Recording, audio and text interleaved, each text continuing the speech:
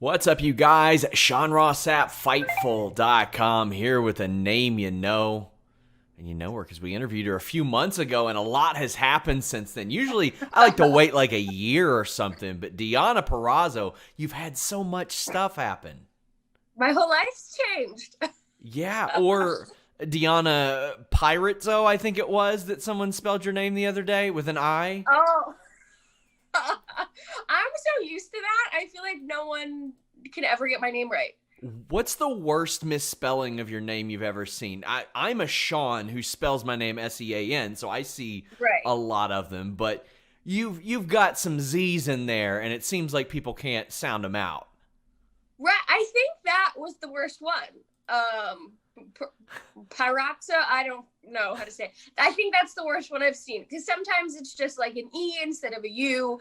It's one R or one Z or whatever. I've just accepted my fate and like it's my real name. It's on my birth certificate. There's nothing I can do about it. So it is what it is. How do you balance that as a wrestling character who plays a wrestling character, but you're playing Deonna Purrazzo, then you go home, you go to the supermarket, and you are still Deonna Purrazzo? You know what's so funny that you say that is, so I am in college, right? And every other week we have to do like a discussion question. Mm-hmm. And I answered my discussion question last night before it was due. And we have to reply to our peers with why we disagree with their answer, why we agree with their answer. And someone at the bottom replied to mine like, hey, whatever about the Chinese dynasty, blah, blah, blah, blah. Also, I'm a big wrestling fan. Best wishes. And I was like, oh, hell no. Because that was the first time in a long time that like my worlds have coexisted like that. And I was like, no, I hate it. But for the most part, I feel like I'm me. And the Virtuosa character just has like elements of who I really am in my real life and my real life interests and hobbies and stuff like that. So it's not too far-fetched of a coexistence, but that's the first time that it's like commingled like that, and I hated it. And as you grow and you get more experience, which you've got plenty of, you're gonna get a lot of those people that have trouble separating you from the you play on TV, especially with the fact that you use your real name. Yeah. I always just thought like, you know, Damien years and years ago was like, you should have a new name. And I always just thought like with the way technology has advanced and like Wikipedia and Google, like everyone would know what my real name was anyway. And if I'm authentic to who I am in wrestling, then it's not too far off from who, Deonna Purrazzo really is. So I didn't want to play a different name, a different character in wrestling because it would be very easy for society to find out what my real name is, who I really am. So I've just kind of embraced that. Well, since the last time we spoke to you, your fortunes have changed quite a bit. You were coming off of a WWE run and a release, and maybe a couple weeks after we spoke, you debuted for Impact Wrestling and made an immediate impact, not to use the pun, but then you became Knockouts champion. Explain to me who makes the first contact to you and says, we want to bring you in? Yeah, well, so Madison Rayne is like one of my biggest supporters, one of my greatest friends.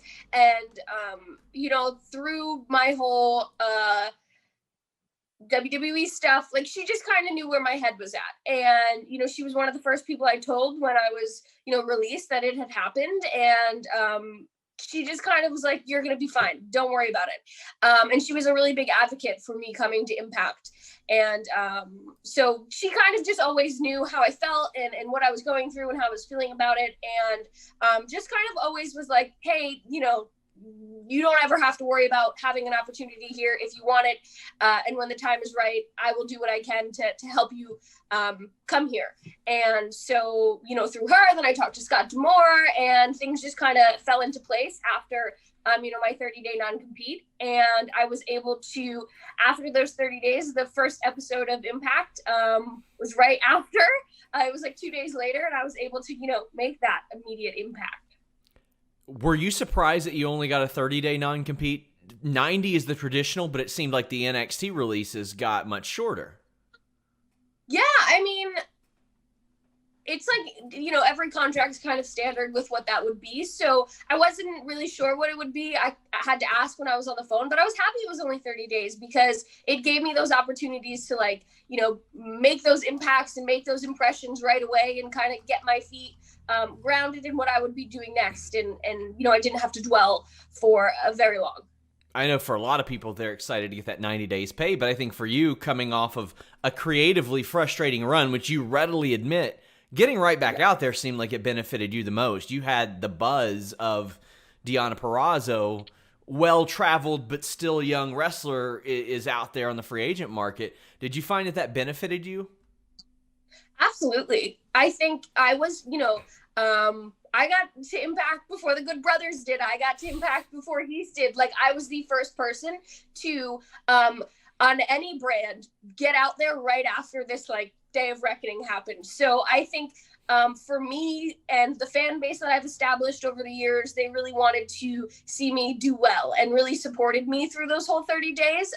And then when I was able to, my vignette played on Impact, it was like, oh crap, it just aided to the surprise and to people really wanting to see what my next steps were and see me do well. And, Impact's given me the platform to do everything I wanted to do and take all those frustrations and get rid of them and put myself on a brand new platform. So to be able to do that right off the bat, I think changed the game for me completely. This wasn't your first rodeo in Impact. You'd been around in TNA, Impact, whatever it was named at the time, not to disrespect it, but you had appeared there. Not only that, but extremely early in your career. You got some television exposure there very, very early. Yeah. My 8th, and it's so funny because my phone right now is propped up high enough so you can see me at my desk, and just under the stack of DVDs that my phone is on, there's Knockouts Knockdown 2014. I'm gonna try to pull it out slowly without screwing up the camera, but I swear, my 8th professional match in front of a crowd was at Knockouts Knockdown 2014 against Brooke Tessmacher. I was 18 years old, I wasn't even 19 yet. Here it is. Oh, we're falling. It's amazing. There it is. It was just, I was so in over my head. I almost killed her with body slams because I was so nervous and didn't know what I was doing. And, to be able to have my career kind of come full circle like that. And now I can't get this thing to stand back up straight. There we go. To have my career come full circle and, go from that shy little girl who didn't know what she was getting herself into to this confident virtuosa. That's more than a nickname. It's more than a moniker. It's a transformation from that little girl to who I am now.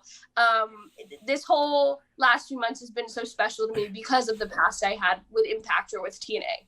How had things changed since then? For example, Impact's been through a lot of regimes. This one seems to be the most steady that they've had in a long time. I spoke to the former Tara, Lisa Marie Varon, and when she left TNA 10 years ago, she's like, oh, I'll never go there. I talked to her 2 or 3 weeks ago, and she's like, well, I can't say that now. There's a lot of people there I like. Gail Kim is there. There's a lot of people there that I respect, and it's changed my perception. How did your perception of the company change or your experience there change based on your return?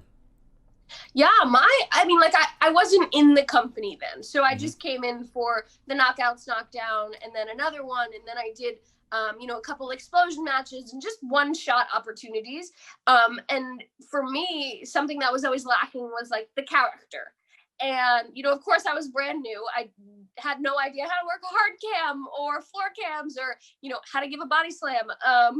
Properly. So the second time I came back, it was I'm confident in my wrestling ability, but I still don't have a character to it.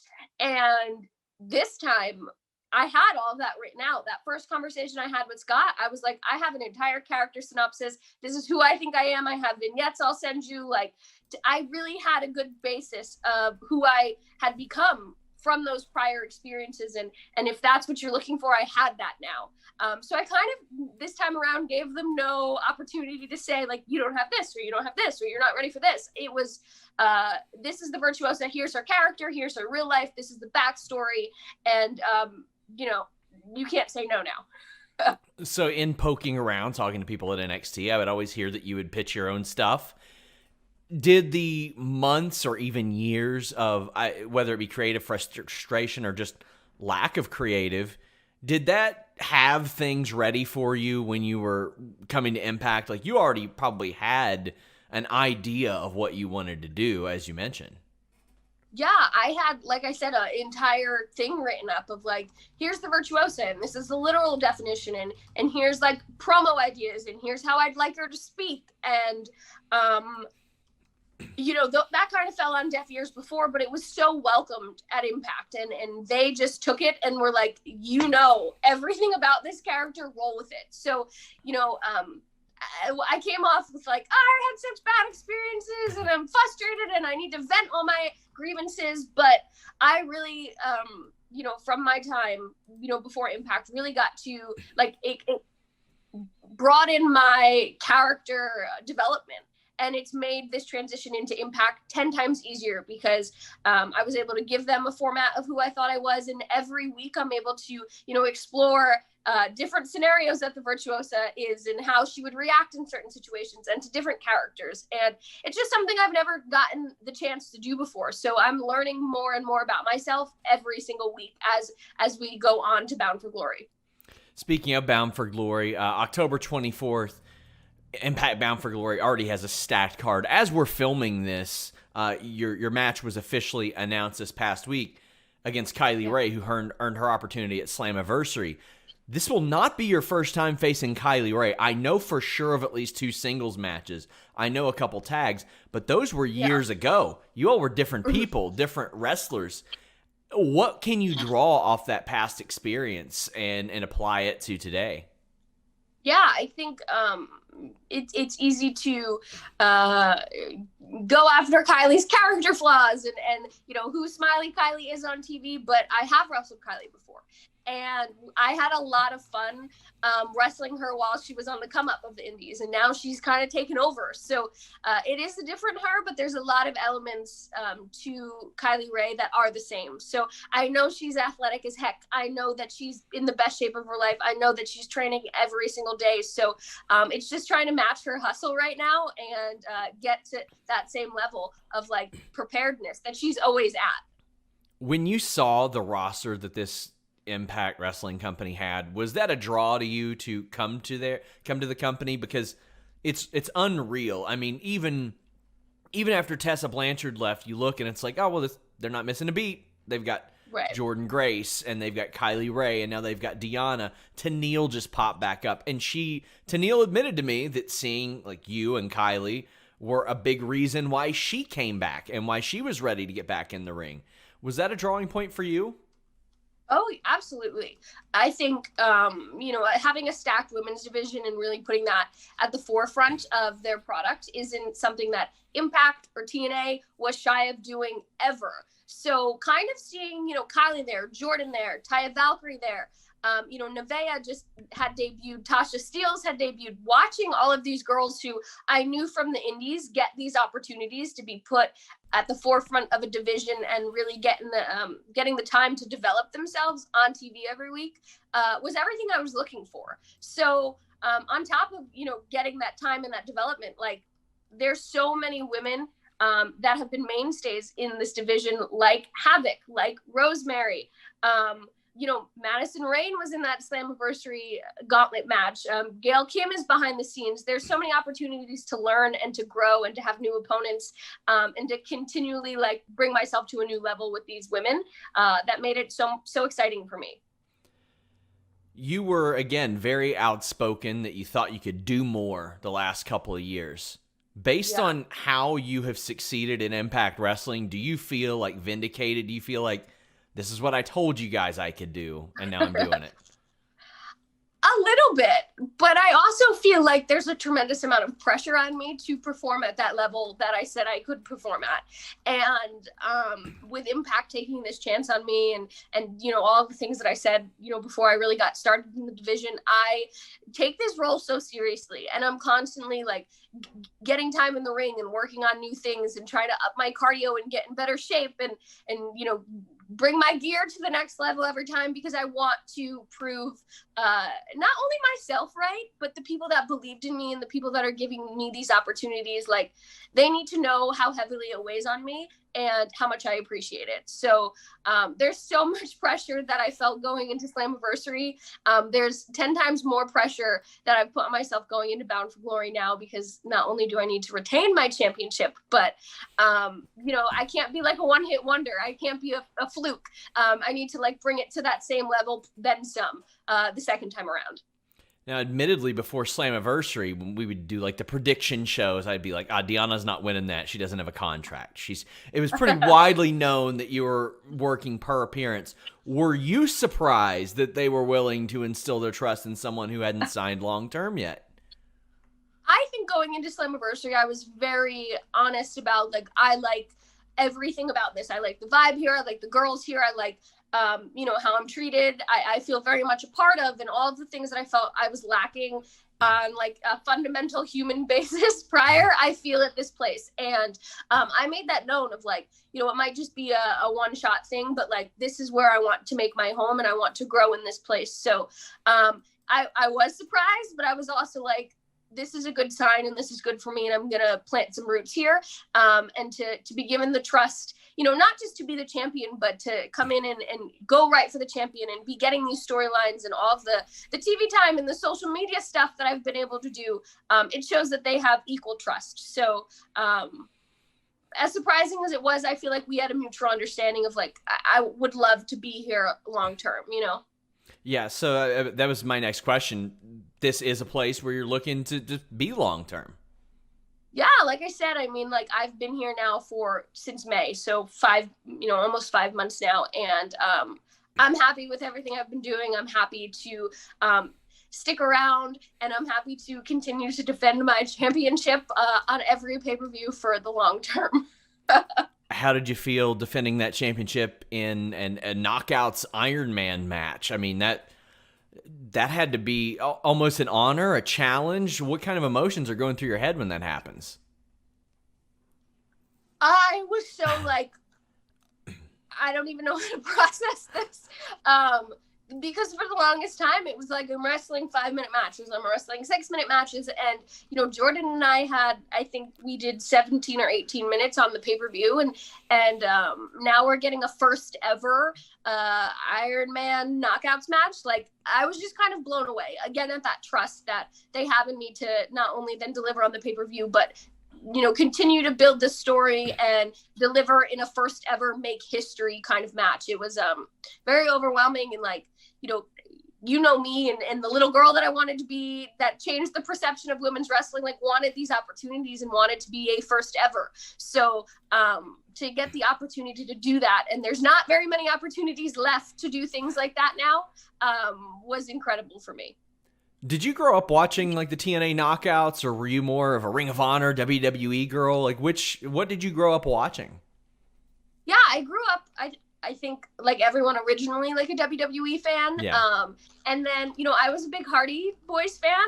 And when they made the transition over, and Jeff Hardy was on Impact, or if it was TNA at the time, like I was flipping through and saw him, and I loved Shannon Moore. So, they were all in that time on TV, and I used to tune in to watch them. But then to see, these women, breaking that mold and that glass ceiling, however you want to say it, way before their time and so ahead of the curve, like, it gave me hope that like, if these women could do it, like there's possibility for it to be done elsewhere. And, I just need to turn 18 so I can go to wrestling school and be a part of this. I mean, TNA itself, or TNA Impact now has just turned 18. So I think it's kind of cool that you're seeing people like when you draw off of Kiera Hogan, they can refer back to YouTube videos she did 10 years ago where she's like, TNA Knockouts division is so much better than WWE's. Like, there are people on the roster that are now coming of that age that grew up watching and being inspired by Awesome Kong and people like that Taylor Wilde even, who's gotten back into wrestling, like there's a lot of that. And there's so many opportunities now. Like, I got to be in the ring with Awesome Kong. Not only did I get to wrestle Awesome Kong on the indies, and I submit her, which is crazy, and I don't know that that's ever happened before. I got to be in the ring with Awesome Kong on an Impact, like, one night only pay-per-view. We did a big women's gauntlet match. Chelsea Green was in the match. Mia Yim was still in Impact. Rebel was there. Marty Bell was there. Whenever that time was, like, Awesome Kong eliminated me. She gave me and Chelsea a double choke slam and then threw us both out of the ring. So, just to have been inspired by these women, I just did Taylor Wilde's Wild On podcast a couple weeks ago. Madison Rain is one of my best friends. Gail Kim gets to produce my matches at Impact. Like, it's come full circle, and it's really inspiring. And it really, someone who is watching girls come up now, it gives me that motivation to, like, be a helping hand and do right by them and want to inspire these women to, make these changes in women's wrestling and wrestling as a whole. We have some interesting reader questions. A Chelsea G from Victoria, British Columbia, Canada, sent in a question that said, if you were stranded on a deserted island, who would you choose to be with you? Fitz, Cuddy, or Chelsea Green? She writes into all of these interviews. That's she also asked you to do one of your high school cheers. Oh, well, that's not happening. I think that I don't think Fitzgerald is a person, so I'm going to pick Chelsea, and then I'm going to pack Fitz in the suitcase that comes with me. And then Cuddy can hit the road. I also had a very unique question sent from a dental office in Pittsburgh that asked, oh, okay, who is your favorite current women's wrestler, and why is it Britt Baker? Well, because Britt Baker is a dentist, isn't she? I don't think that there's any connection between that and the question. I mean, I just think it just but I'm saying coincidence. If I had to pick a favorite dentist that's also a wrestler, it would obviously be Britt Baker. There's a couple. You've got other options if you want to explore those. I mean, look at Kane. No. He's the mayor now. Yeah, no, I'm going to stick with Britt Baker. As we're filming this, I canceled my trip to the Collective as well. You were booked for it. You were booked for Josh Barnett's Bloodsport, and that is a very unique style that is kind of coming back to the forefront. How did you feel when you were booked for that, and kind of run me through the decision to withdraw, which, I mean, a few people have for their safety, right. And you got Bound for Glory coming up. Right. So when I spoke to Josh for the first time, I was like, oh my God, am I really going to do Bloodsport? Is this really happening? I'm kind of scared. Do I want to? But then I thought, why not? It's just another layer to me. If I claim myself to be the greatest female technical wrestler in the world, I should not turn down this opportunity to prove it on Josh Barnett's Bloodsport. So that's why I chose to do it. But unfortunately, just with the craziness of the world right now and the uncertainty of being asymptomatic or showing symptoms and not knowing, I really needed the time, God forbid something happened or I didn't feel well, to properly isolate if need be. And between this weekend and Bound for Glory, there wouldn't have been enough time to do that, just on the off chance. So it was purely precautionary. I just wanted to be, at my healthiest and definitely be able to be at Bound for Glory. And that meant, not taking a booking that a million people are going to be at and be surrounded by all that uncertainty. Yeah, I had, I think, like 24 interviews set up, and it sucked to go to all those people and say, hey, I'm not doing this, but it's ultimately a matter of safety, and obviously Impact is where your bread is buttered right now. Right. I mean, I am the Knockouts champion, so I have an obligation to be present for Bound for Glory, be present for our tapings thereafter, and just be healthy and be aware of every decision that I make and how that's going to reflect upon, my company, but, how also my decisions will define, other situations. And I didn't want to be stuck in a situation that was like, I can't defend my championship after, it being announced, after all the storytelling we've done, all of the TV we've done leading up to this. Like, it had to be my number one priority. And, it sucked to have to cancel things and people were excited. I was excited, but I had to do what my gut was telling me, and I had to do that for Impact. Did when you informed them, did it seem amicable and all that? Like there might be another opportunity down the road? Yeah, I was just like, hey, listen, like, with people that are coming forward, and it just seems like it's a little more than I anticipated right now, and I don't think it puts me in the best position to be safe and to be readily available for my other obligations that are a little bit more important. So, I'm really sorry, and if there's anything you need from me, I can put out a statement. I can, we can rebook. Everyone just kind of seemed to understand, and it's just the way of the world right now. We have to put this at the forefront of all our decision making. So there wasn't any hard feelings as far as I know. Everyone was kind of cool about it and understood where I was coming from.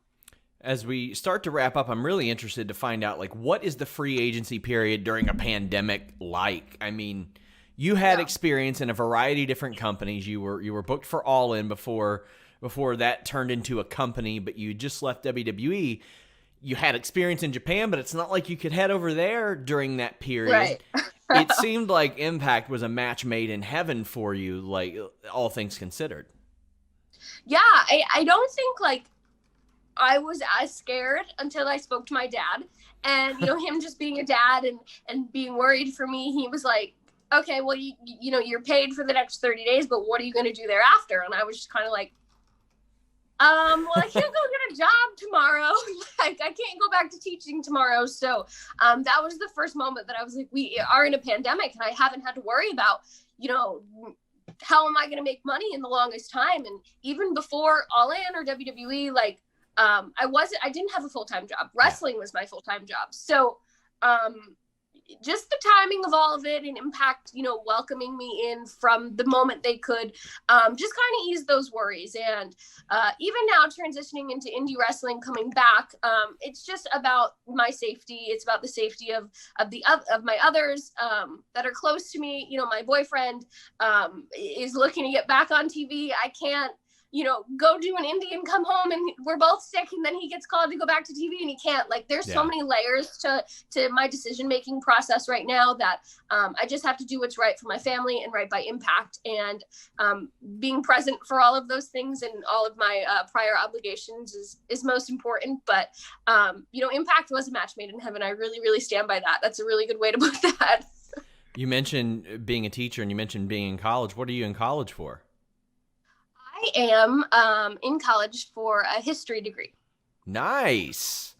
Nice. Anything specifically that drew you to that? I'm a big JFK fan. I'm a big like JFK, Vietnam War, how that all transpired. I'm also really fascinated by, like, the American Revolution and World War II. So that whole kind of what a university would define as, like, U.S. history too. Yeah. Encompasses all of that. And that was something that I was drawn to while I was still in high school. Those were some of my favorite assignments to do. And it just kind of comes natural to me. So when I went to college right after high school, I was exercise science major, or kinesiology. And it just, the biology, the chemistry, the mathematics of it is not something I've ever been good at. And I really had to try hard and have tutors and still didn't pass. So I just thought this time around, it's like, do something that interests you naturally and something that you do well without a ton of effort, which sounds lazy, but I love all the learning I've been able to do. I love, just sitting down at my laptop and typing for hours about all of these subjects. It's, it really broadens your mind and gives you, like, a really good basis of, the world. That's one of the things I love most about my job. I get to talk to people like you, learn how things happen, learn about why things happen in a ring, and then I get to tell the rest of the world that. So, I mean, I think that's pretty awesome. It's a way of learning history in another sense, and that's something I've always been drawn to as well. Have you ever been a video gamer? Oh, I'm not. You're not? I've tried, like, while Steve plays Call of Duty to like try. I'm not good at it. I've never been good at it. When, like, SmackDown versus Raw 2006 and 2007 came out, like, I just had them because I was a big wrestling fan. Yes. And just like hit all the buttons, but I can't even play Guitar Hero. Like I can play on the controller, but I cannot play with the guitar. You can play with the controller? Yeah. Oh, it's way harder. That's way harder. Like do all of the mechanics of like tap the thing and hit this thing and press these. It's all too much. I like lack that hand-eye coordination, I think. Oh man. Well, Impact Wrestling's Bound for Glory, October 21st, 2020, 24th, 2020. Deonna Purrazzo taking on Kylie Rae. And, of course, you can catch her every Tuesday on Access on Impact Wrestling. Let the people know where they can follow you on social media, when they can support what you're doing. Yeah, everyone can follow me at Deonna Purrazzo on Twitter and on Instagram. My only accounts are verified. I feel silly that, like, every interview I, like, clarify that. At Deonna Purrazzo with a little check mark are my only accounts. Well, I can tell you it's a good thing because you follow me on a couple of those, I'll get these random spam Deonna accounts that will message me and be like, "Thank you for being #1 fan." And I'm like, "What? Like, why are you sitting?" There's a few messages that I get all the time, and like sporadically. I'll get like a ton at one time, then I say something about it, and then 3 months later I'll get a ton again of like, this Deonna Purrazzo was asking me for my bank account information, and it's like, I mean, you can no, don't send it to that Deonna Purrazzo. Send it to me. This Deonna Purrazzo. I always say I'm never going to ask you for bank account information. I'm never going to ask you to send me money unless I'm then shipping you something.